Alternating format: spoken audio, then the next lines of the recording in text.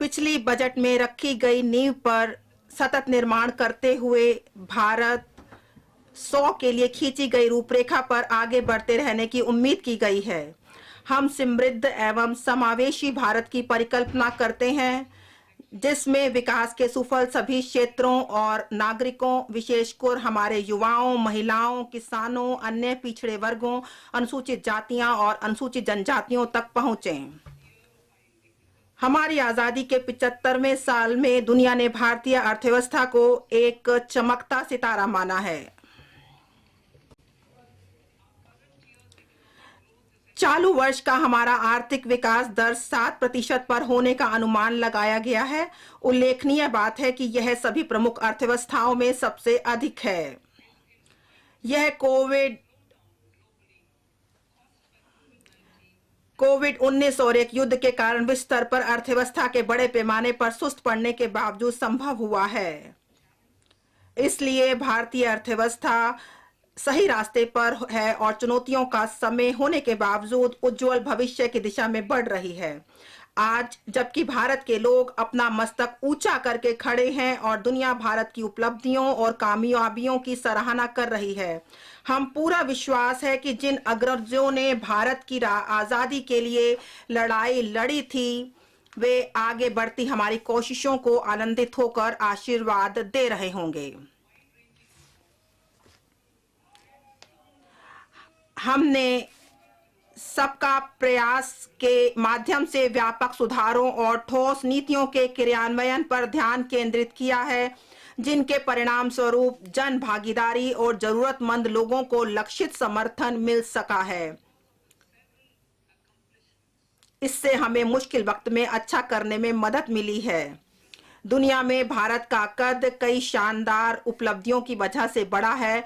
अद्वितीय विश्व स्तरीय डिजिटल पब्लिक इंफ्रास्ट्रक्चर यानी आधार, कोविन और यूपीआई, अभूतपूर्व पैमानों और रफ्तार से कोविड टीकाकरण अभियान, अग्रिम मोर्चों जैसे कि जलवायु संबंधी लक्ष्यों को हासिल करना, मिशन लाइफ और राष्ट्रीय हाइड्रोजन मिशन में अत्यधिक सक्रिय भूमिका इनके उदाहरण हैं। कोविड-19 महामारी के दौरान हमने 80 करोड़ से अधिक लोगों के लिए 28 महीनों के लिए मुफ्त खाद्यान्न की आपूर्ति करने की योजना के साथ यह सुनिश्चित किया कि कोई भूखा ना सोए।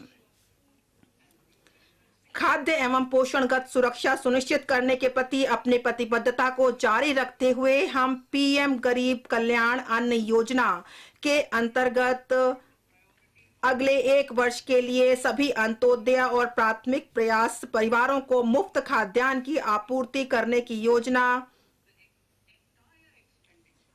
1 जनवरी 2023 से लागू कर रहे हैं और लगभग 2 लाख करोड़ रुपए से अधिक के संपूर्ण व्यय का वहन केंद्र सरकार द्वारा किया जाएगा।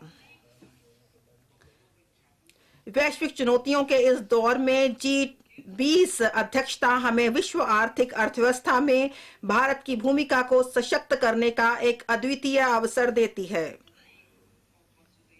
वसुधैव कुटुंबकम की थीम के साथ हम वैश्विक चुनौतियों का निराकरण करने के लिए और टिकाऊ आर्थिक विकास संभव करने के लिए एक महत्वाकांक्षी लोक केंद्रित एजेंडा पर चल रहे हैं।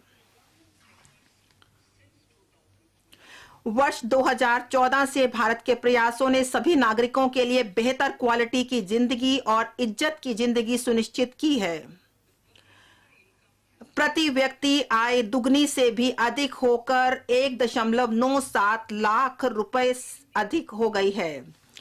इन 9 वर्षों में भारतीय अर्थव्यवस्था का आकार भी बढ़ा है और यह दुनिया की 10वीं से 5वीं सबसे बड़ी अर्थव्यवस्था बन गई है।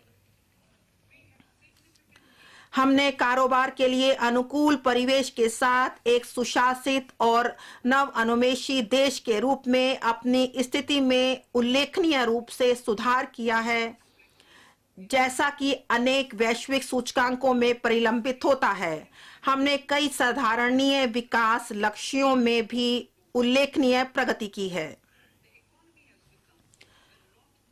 अर्थव्यवस्था और अधिक औपचारिक हो गई है, जैसा कि वर्ष 2022 में ईपीएफओ सदस्यता के दुगने से अधिक 27 करोड़ होने और यूपीआई के माध्यम से 126 लाख करोड़ के 7,400 करोड़ डिजिटल भुगतान से प्रतिबिंबित होता है।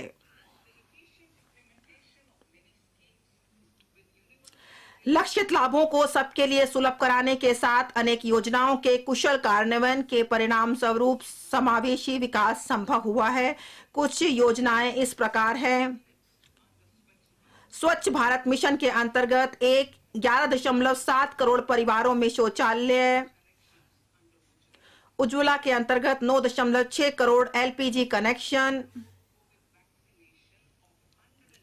102 करोड़ लोगों को 220 करोड़ कोविड टीकाकरण,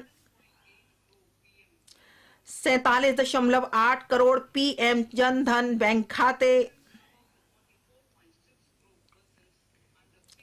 पीएम सुरक्षा बीमा और पीएम जीवन ज्योति योजना के तहत 44.6 करोड़ व्यक्तियों के लिए बीमा कवर और 11.4 करोड़ से अधिक किसानों को 2.2 लाख करोड़ का नकद अंतरण देना पीएम किसान सम्मान निधि के अंतर्गत।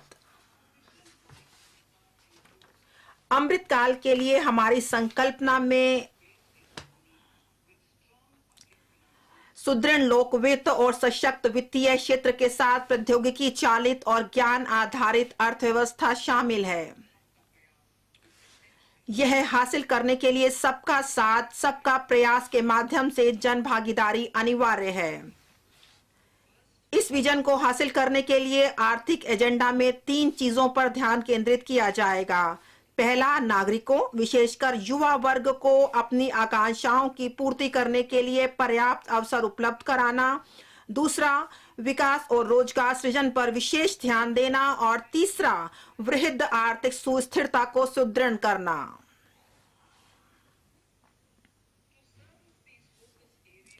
इन क्षेत्रों में काम करने के लिए भारत एट 100 तक की हमारी यात्रा में ध्यान किए जाने वाली इन क्षेत्रों के लिए हमने यह माना है कि अमृत काल के दौरान निम्नलिखित 4 मौके रूपांतरित